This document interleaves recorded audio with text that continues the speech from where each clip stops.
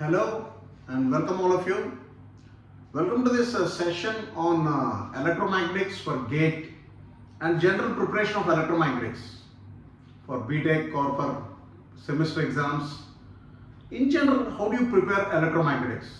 Is it a really tough subject? The question comes, it is not tough, it is not at all difficult, but the language of speaking, the language of learning is different. That is coordinate systems. So electromagnetics is completely understood in a language of coordinate systems and vector calculus. That means EMFT, if you want to learn, you need to have a very good idea of coordinate systems. This is the primary thing required. Then vector calculus.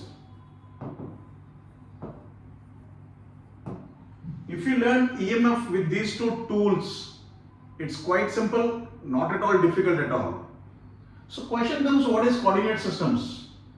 Coordinate systems in the sense, it's a way of addressing points, it's a way of addressing geometries, it's a way of addressing shapes in 3D space. The moment we say 3D, people say it's imagination. It's not imagination.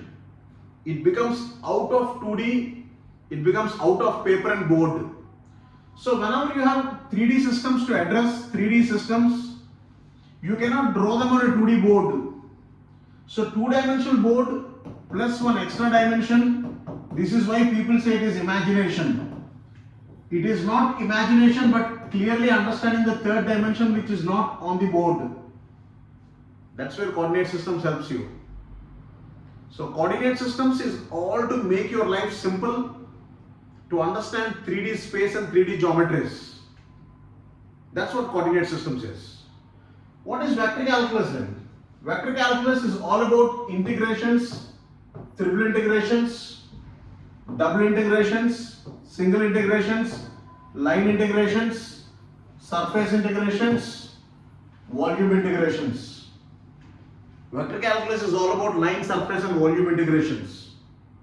And vector calculus is all about del, dot, del, cross, del into scalar, del into del, del dot del, del square.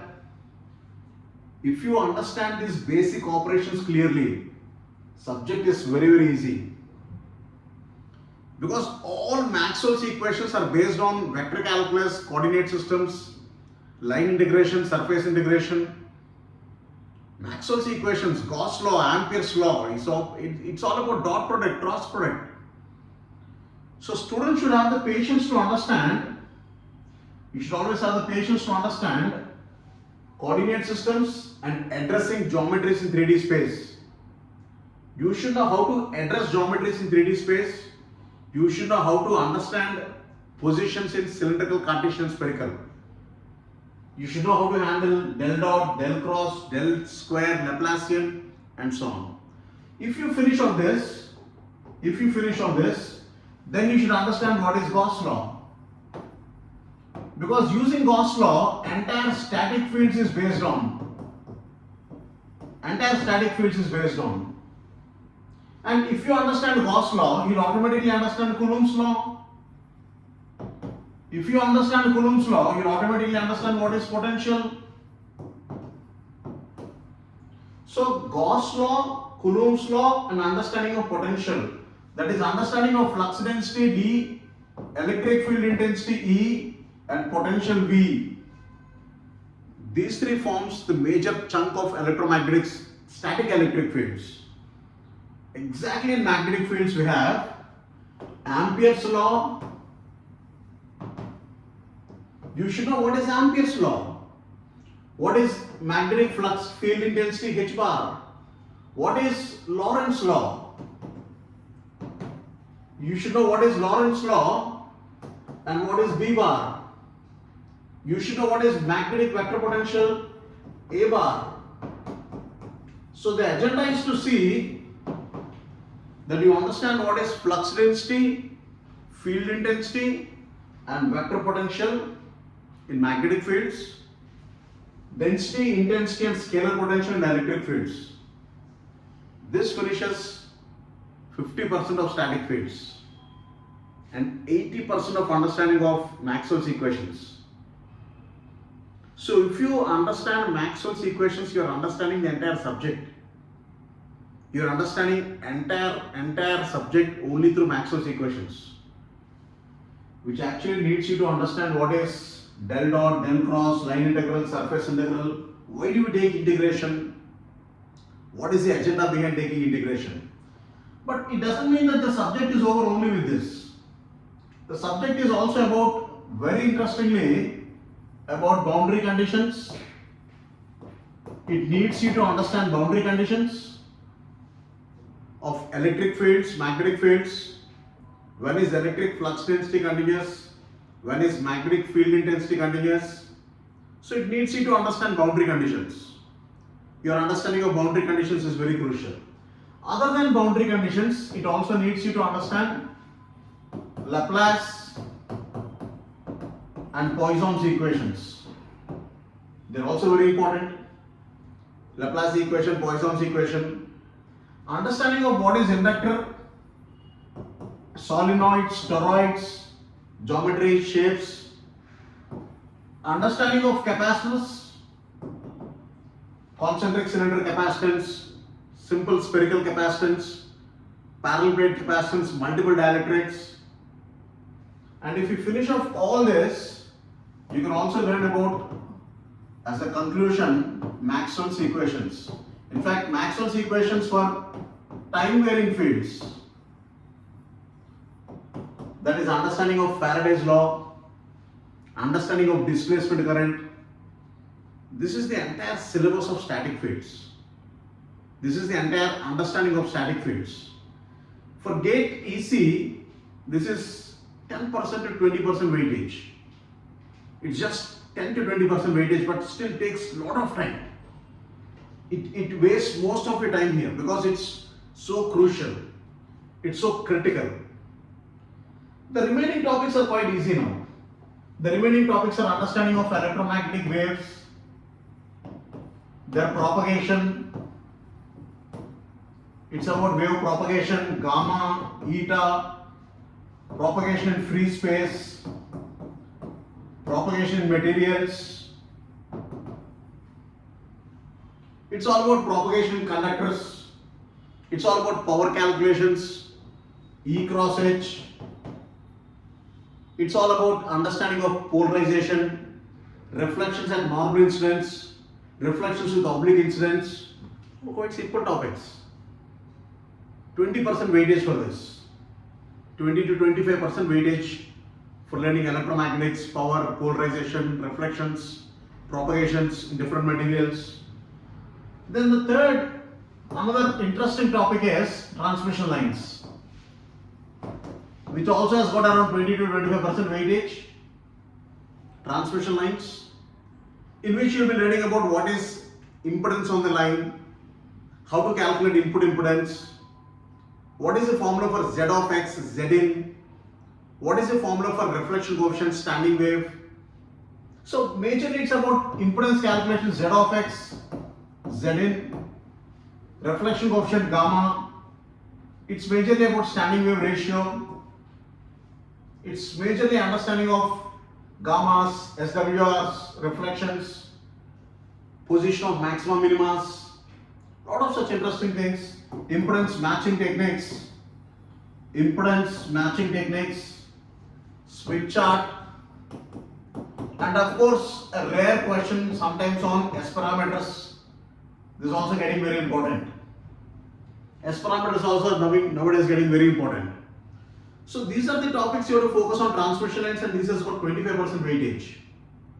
Decent, good weightage enough, 25% is a very good weightage. Then the last but not the least is waveguides, in which you should understand what is guiding, what is gamma bar, why do you call it as root of omega square mu epsilon minus gamma x square minus gamma y square. What is the meaning of propagation at inclined incidence? What is dispersion relationship? What is cutoff frequency? What are modes? You should understand the physical meaning of what a mode is. What is TE10, TM10? What is dominant mode? What is impedance eta of TE wave, impedance of TM wave? How does the field diagrams look like? How does the electric field look like? How does the wave equations look like? How to write the wave equations? These are the basics I expect students to learn in waveguides. 10% weightage, not more than that.